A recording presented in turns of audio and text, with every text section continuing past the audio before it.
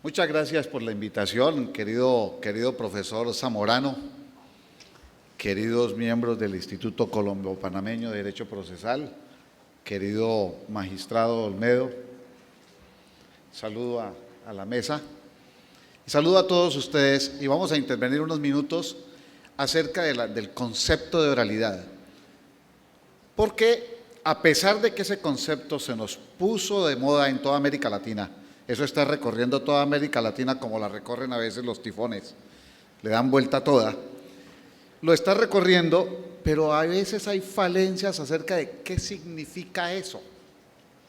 Conversábamos ahorita con el magistrado Olmedo un segundo y me decía, es que a veces la gente no comprende que una cosa es verbalizar y otra cosa es oralidad, y eso es cierto. Hay una postura distinta, una cosa es verbalizar y otra cosa es hacer oralidad. Vamos a hablar básicamente de oralidad y vamos a hablar básicamente de ese concepto desde el punto de vista ideológico. Es decir, ¿por qué la ciencia jurídica hoy día le otorga valor a la oralidad? Pero ¿qué es lo que tiene la oralidad para que la ciencia jurídica le reconozca valor y piense que es importante? Es fundamentalmente eso. Y hay una cosa por la que hay que empezar, y es el tema histórico. Los seres humanos hemos utilizado la oralidad desde el principio de los tiempos. Y para juzgarnos unos a otros, hemos utilizado la oralidad desde el principio de los tiempos. Esa ha sido una constante histórica. Toda la vida, por lo menos desde lo que tenemos noticia, los juicios eran orales. En Grecia se reunía la eclesia, es decir, el pueblo, en la plaza, imaginemos nosotros en la plaza del pueblo, a juzgar a alguien, y lo juzgaban oralmente, y venía alguien y lo defendía oralmente, y alguien lo acusaba oralmente, y unos lo juzgaban oralmente, lo juzgaban normalmente la eclesia, a veces con la representación de 2 o 3 o varios jueces, que este tema del juzgamiento también va a entrar ahora en discusión dentro de unos minutos. Y así surgió el tema de la oralidad. ¿Por qué? Es que la oralidad, y este es un primer elemento ideológico importante, la oralidad y la escritura son medios de comunicación humana. La oralidad y la escritura son medios de comunicación. De modo que uno puede hacer un proceso que sea escrito, es decir, donde nos comunicamos de manera escrita, o puede hacer un proceso que sea oral, es decir, donde nos comunicamos oralmente. Y hoy, a partir del acceso de las tecnologías a la justicia, pues hacemos oralidad y hacemos escritura a través de la tecnología. Es decir, hoy día normalmente ya no escribimos en papel, sino que escribimos en un aparato, damos clic y ese escrito llega donde el juez, o el escrito del juez llega a mi despacho. Pero básicamente es escritura, tecnológica sí, pero es de escritura. Y eventualmente hacemos audiencias virtuales. Entonces nos encontramos virtualmente y hacemos una audiencia, pero igual la comunicación es oral, solo que el medio de transporte de la comunicación es la virtualidad, la tecnología. Pero esto por hacer una aclaración, porque es importante que aclaremos hoy día escritura, oralidad, tecnología. Y todos esos 3 elementos deben jugar un papel importante en el mundo procesal de hoy. Todos los 3, no podemos abandonar en ninguno. Ni la oralidad está llamada a ser el único medio comunicacional de un proceso, ni la escritura tampoco, ni los medios tecnológicos.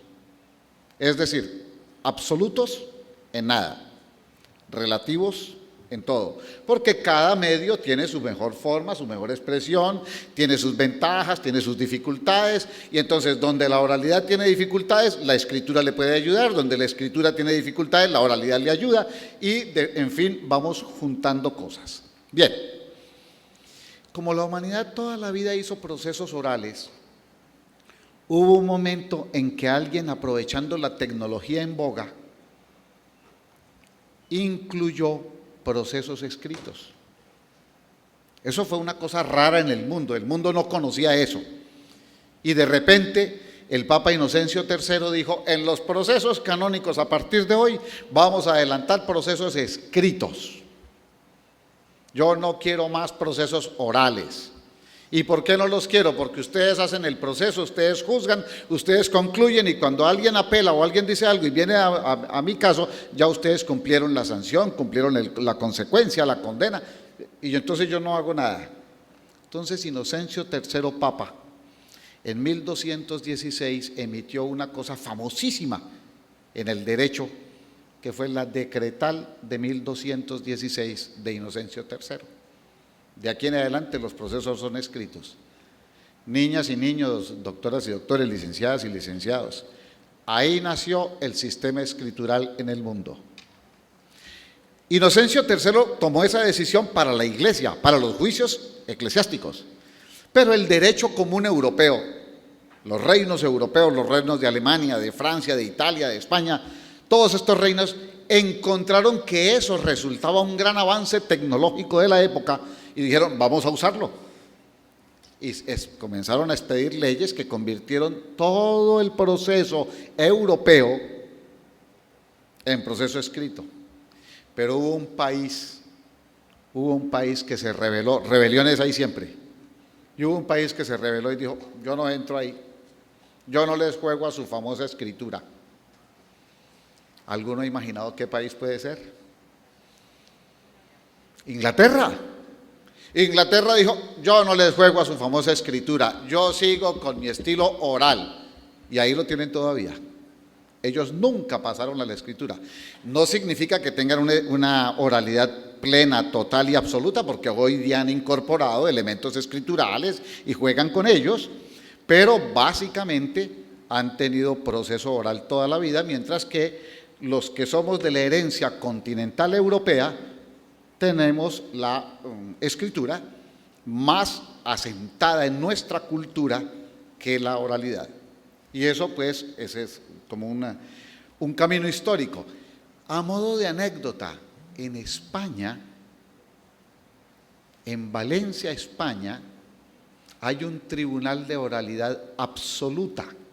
No se escribe una sola letra y existe hoy, rige hoy. Se llama el Tribunal de las Aguas de Valencia. Ese tribunal desde hace 1100 años funciona en el atrio de la Catedral de Valencia.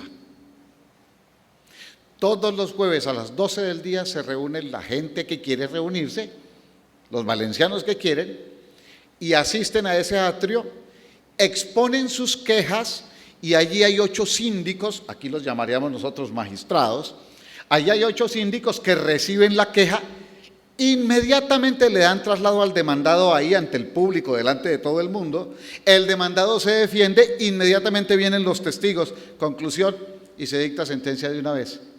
¿Saben cuánto se demora el juicio más largo? 20 minutos. En 20 minutos, hasta luego. Y no se escribe nada. Claro, nosotros no podemos pensar en copiar esa idea para todos nuestros procesos, porque ese es un tipo de procesos especiales. El Tribunal de las Aguas de Valencia es un tribunal que se encarga únicamente de resolver unos problemas de agua que tiene únicamente ese país y únicamente esa ciudad, con el río Turia, que es el único río que baña la región y del cual tienen que sacar agua para todas las fincas de la región, para todas las acequias, se llama allá las acequias, y eso determina que haya muchos pleitos por las aguas y que sean pleitos relativamente menores. Pero lo que quiero enfatizar aquí ese es un ejemplo de oralidad absoluta. Sin embargo, no es el consejo para ningún país del mundo en sus procesos normales. Kiovenda, hace más de 100 años, ya había dicho, el proceso debe ser prevalecientemente oral. Prevalecientemente oral. Es decir, Kiovenda, con esa visión de él de hace 100 años, ya nos decía, no, proceso oral del todo no, pero escrito del todo tampoco, prevalecientemente oral. Es decir, que debemos tener algunos actos procesales que sean orales porque ahí está la mejor eficacia del proceso y habrá seguramente algunos aspectos procesales que deban adelantarse por la vía escritural porque ahí también está la mejor forma de expresión de ese tipo de acto. Vamos a ver más adelante cuáles pueden ser eventualmente. Y entonces, esa es muy rápidamente la historia que conocemos de la oralidad y la escritura. Muy rápidamente sobre esto podría escribirse miles de páginas, pero esa no es la idea de este momento, es tener un fundamento de qué es lo que ha pasado. Segundo aspecto, ¿qué es oralidad ideológicamente? Es decir, ya no qué es lo que viene de la historia, sino qué es. ¿Cómo es que la ciencia jurídica hoy la entiende? La oralidad, dice la ciencia jurídica de hoy, es un modo de expresión de los actos procesales. Es un modo de expresión de los actos procesales, caracterizado por 3 principios fundamentales. Y ojo, alumnas y alumnos de las universidades, porque esto es pregunta de preparatorio. ¿Cuáles son los elementos esenciales de la oralidad? Concentración, inmediación y publicidad. Concentración, inmediación y publicidad. ¿Qué es concentración? Simplemente es lograr que todos los actos procesales se realicen en un solo acto. Unidad de acto, decía Mauro Capelletti. Unidad de acto, todos los actos en un solo acto. Conclusión, ¿cómo logra uno que todos los actos del proceso se realicen en un solo acto? Haciendo una audiencia. Haciendo una audiencia, hacemos la audiencia y en la audiencia realizamos todos los actos del proceso, o todos los que sean posibles. No todos serán siempre posibles. Bueno, entonces concentrar o concentración es un proceso, es un principio que implica que todos los actos se van a realizar en la medida de lo posible, en un solo acto. Normalmente, la audiencia. ¿Qué es inmediación? La inmediación es la proximidad, la cercanía, la interrelación inmediata entre el juez y las fuentes de prueba. Entre el juez y las fuentes de prueba. ¿Qué es lo que quiere la ciencia jurídica? Hombre, juez, usted que es el que va a juzgar el caso, usted escucha al testigo, usted hágale las preguntas al testigo, usted entienda a su testigo, usted mire al testigo, usted observe al testigo y con fundamento en ese testigo, en el otro, en el perito, en el interrogatorio de la parte, en los documentos, con fundamento en todo eso, dicte usted su sentencia. Pero usted, no otro juez que venga después, y esto es un elemento fundamental. La idea o una de las ideas centrales de oralidad es el juez que escucha la prueba dicta la sentencia. Que es un tema que en escritura normalmente no se puede. En escritura un juez toma la prueba, la deja en una acta en el proceso y el otro juez dentro de 1 año, 2 años, 3 años, 5 años, lee lo que dicen esas actas y con fundamento en esa lectura emite una sentencia. Obvio que ese juez que hace una lectura no tiene ni idea de quién es el testigo, cómo habló el testigo, a qué se refirió el testigo, él únicamente lo que está copiado, lo que está escrito y nada más. En cambio, en oralidad, por virtud del principio de inmediación, lo que quiere la ciencia jurídica es que ese juez mire a su testigo, lo escuche, le pregunte, le repregunte si es del caso, y luego ese mismo juez dicte sentencia. Ese fenómeno que está debajo de la inmediación se llama percepción directa del juzgador. Percepción directa del juzgador. ¿Cuál es la idea? El juez percibe directamente y con fundamento en eso que percibe directamente, dicta la sentencia. Eso se supone la ciencia jurídica, supone que eso genera una mejor posibilidad de la sentencia porque le permite durante la audiencia al juez cierto grado de flexibilidad, de movilidad a la hora de las preguntas, de la intervención, de todo lo demás. Y entonces hay la percepción directa del juzgador. Ese es el tema fundamentalmente de la inmediación, ese es fundamentalmente. Claro, hay quienes dicen que además de existir esta inmediación probatoria, inmediación frente a la prueba, también puede existir la inmediación procesal, es decir, la cercanía del juez, por ejemplo, con los abogados, con las partes, cuando las partes no están rindiendo un interrogatorio. Entonces se diría, ahí no hay inmediación probatoria, entonces no se está en una actividad de prueba, pero sí hay inmediación procesal. Pero bueno, más allá o más acá, lo cierto es que la inmediación tiene esa virtud y eso se logra en la audiencia. ¿Cómo logramos concentración? En la audiencia. ¿Cómo logramos inmediación? En la audiencia. Tercer elemento, publicidad. Publicidad. En las sociedades democráticas es fundamental que los actos en ejercicio del poder, de cualquier poder, se realicen de manera pública.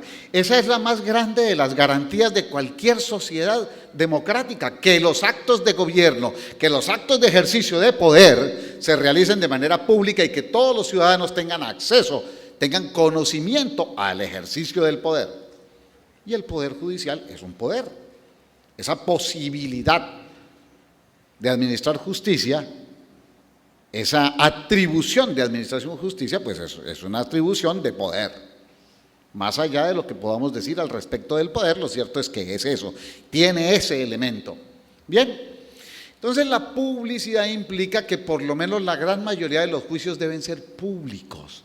La sociedad debe tener la oportunidad de conocer lo que está sucediendo en un juicio. La sociedad tiene derecho a ingresar a la sala de audiencias. Hoy día sería una sala de audiencias virtual eventualmente, pero que la gente, la sociedad, tenga derecho a conocer qué están haciendo sus jueces, cómo están haciendo su trabajo sus jueces. Porque es que aunque cada proceso supuestamente es de interés particular de quienes están entrelazados en el conflicto, supuestamente, lo cierto es que esa resolución del conflicto particular nos atañe a todos. La sociedad toda está interesada en eso, porque detrás de esa resolución está la paz social. Detrás de eso está la pacificación de los pueblos.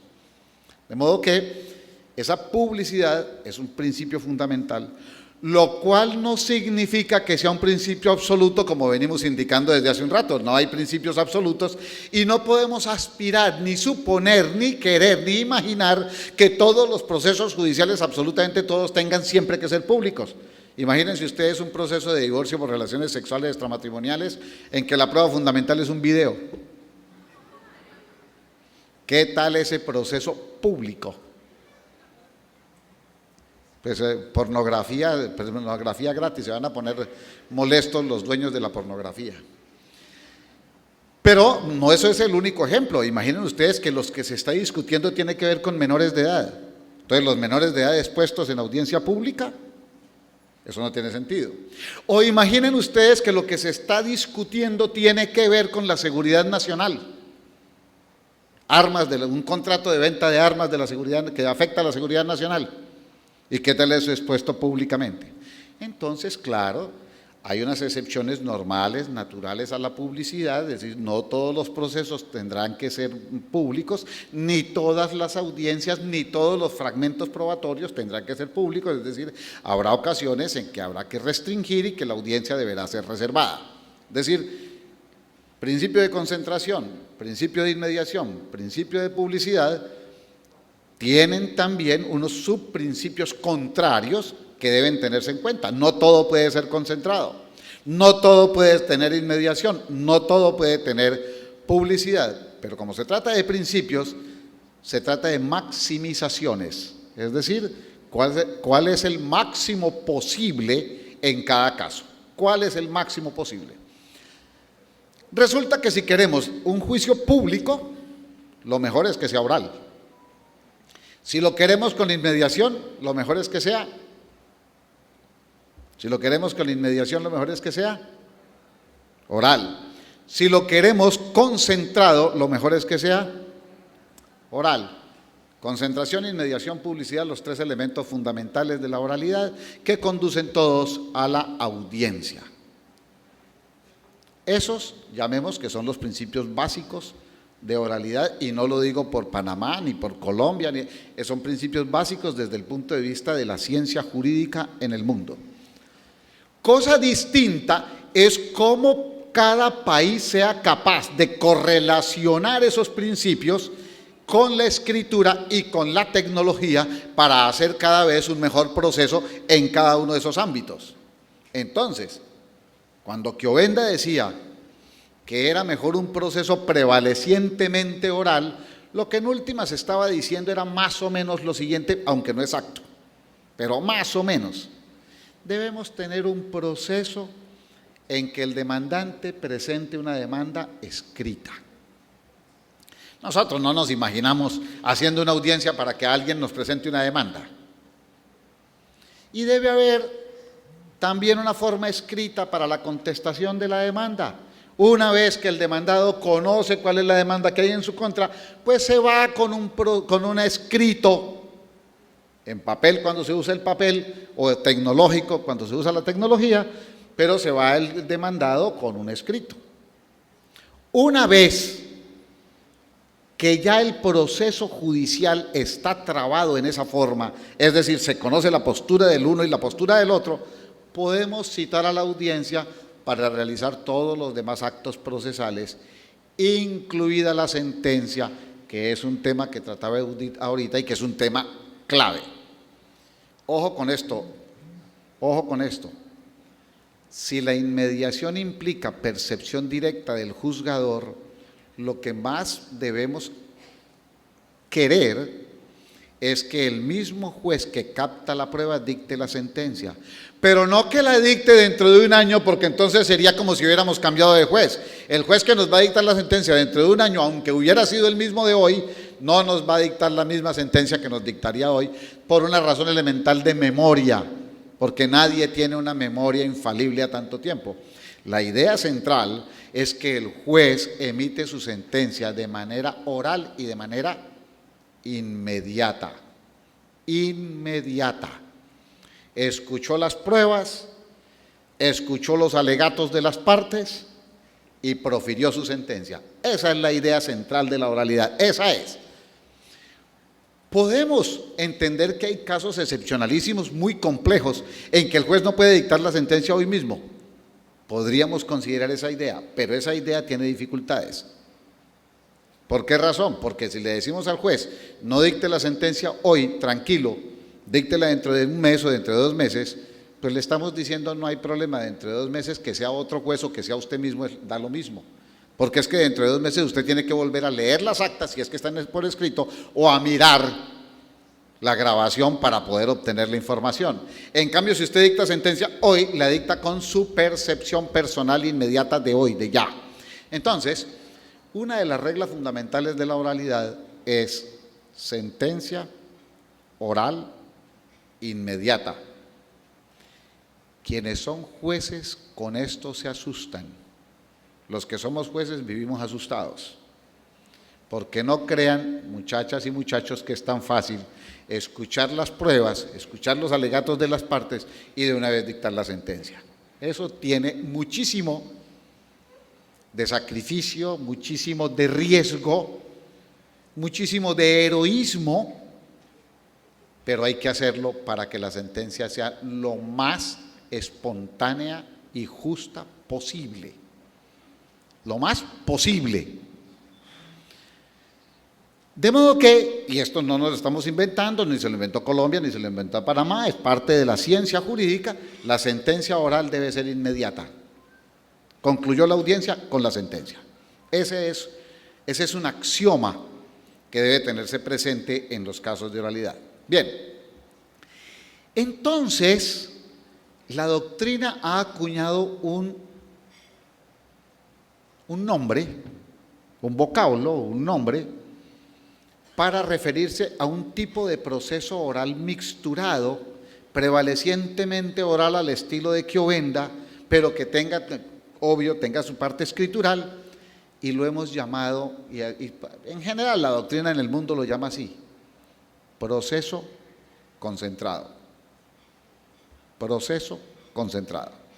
En términos generales, lo que la doctrina dice es, la idea central debe ser demanda, contestación de la demanda y los actos que están ahí en el intermedio. Hay países que tienen admisión o inadmisión y rechazo de la demanda por defectos formales, hay países que no lo tienen, pero lo cierto es que si hay demanda y hay contestación, nos vamos a partir de entonces a una audiencia y en la audiencia vamos a realizar todo el resto del proceso. ¿Por qué razón es fundamental que haya demanda y que haya contestación escrita? porque como toda la actividad procesal de ahí en adelante va a guiarse por lo que diga la pretensión y lo que diga la excepción, pues es fundamental que exista una memoria escrita de lo que realmente cada uno dijo. Recuerden ustedes que en la escritura uno de los más grandes valores e importancia de la escritura está en la precisión. La escritura tiene ventajas, todo tiene ventajas. La oralidad las tiene, la escritura las tiene, la precisión. Cuando uno escribe es más preciso que cuando habla. O por lo menos intenta ser más preciso, por lo menos hace el ejercicio de ser más preciso. Cuando uno escribe dice, no, quitemos esta palabra, pongámosle la otra. El muchacho que está mirando a la muchacha y la quiere enamorar y piensa, hablando, y dice, yo te amo. Si él hubiera tenido que escribir, no hubiera dicho te amo, porque eso lo compromete demasiado. Si él hubiera tenido que escribir, dice, yo tengo un sentimiento por ti tan grande. Ella hace la traducción, te amo, pero ya no es culpa de él lo que ella imaginó. Y fíjense ustedes que hay unas grandes diferencias entre oralidad y escritura saliéndonos del proceso. Ese proceso de enamoramiento por vía oral es un proceso mucho más genuino y más interesante que el proceso escrito. Sin embargo, el proceso de enamoramiento escrito también ha existido toda la vida y han existido las carticas. Y hoy día hacemos eso mismo por WhatsApp y ustedes lo hacen por WhatsApp, solo que por WhatsApp hoy eso se ha perdido el romanticismo, porque ahora en vez de decir por qué te amo, dice pe que te. Y lo terrible es que ella entiende. Bien, entonces, ojo con esto, el proceso concentrado se divide en dos etapas, una primera etapa escrita y una segunda etapa oral. Regularmente la segunda etapa se hace en dos audiencias, regularmente, no necesariamente, hay países que tienen una única audiencia, hay países que dicen dos audiencias, hay países que hablan de 3 audiencias o de 4. El problema cuando extendemos el número de audiencias es que disminuimos la concentración. Y al disminuir la concentración, disminuimos las ventajas mnemotécnicas de la función judicial. Entonces, entre más largo sea el número de audiencias, mayores posibilidades de equivocación tenemos en el juez. En cambio, entre más corto sea el número de audiencias, es decir, por ejemplo, un proceso de una única audiencia, pues las posibilidades de acierto del juez son mucho mayores porque su memoria está fresca, porque todo él está en la audiencia. Bien, entonces proceso concentrado, una parte escrita, una parte oral. La parte oral puede ser de 1 o de 2 audiencias. Mi recomendación normal ha sido de 1 audiencia preferiblemente y extensible a 2, si es que el caso lo exige y lo permite. ¿Qué contenido deben tener esas 2 audiencias? La primera es una especie de audiencia preparatoria. ¿Por qué? Porque en la primera vamos a hacer fijación del litigio, es decir, ¿de qué estamos hablando? ¿En qué estamos peleando? ¿Qué es lo que tenemos?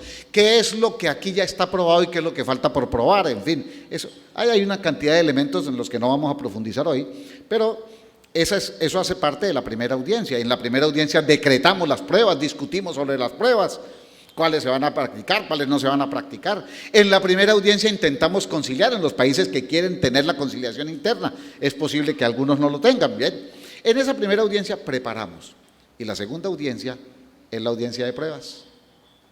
En la segunda audiencia practicamos las pruebas, hacemos los alegatos de conclusión y finalizamos con la sentencia.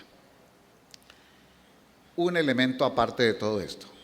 Esto suena muy bonito y todo esto de verdad es muy eficiente y es muy bueno. No tanto y no solo por velocidad, por rapidez, sino también por legitimidad. Es mucho más legítimo un juez que juzga delante de todo el mundo que el juez que hace una sentencia, entre comillas, a las escondidas y que luego la ordena notificar. Es mucho mejor el juez que está frente a todo el mundo. Y entonces, pues esto trae esas ventajas de la legitimidad, pero además trae una ventaja accesoria, para mí es simplemente accesoria, que es la de la celeridad. El proceso puede ser un poco más rápido, puede ser, no necesariamente lo es. ¿Y por qué no necesariamente lo es?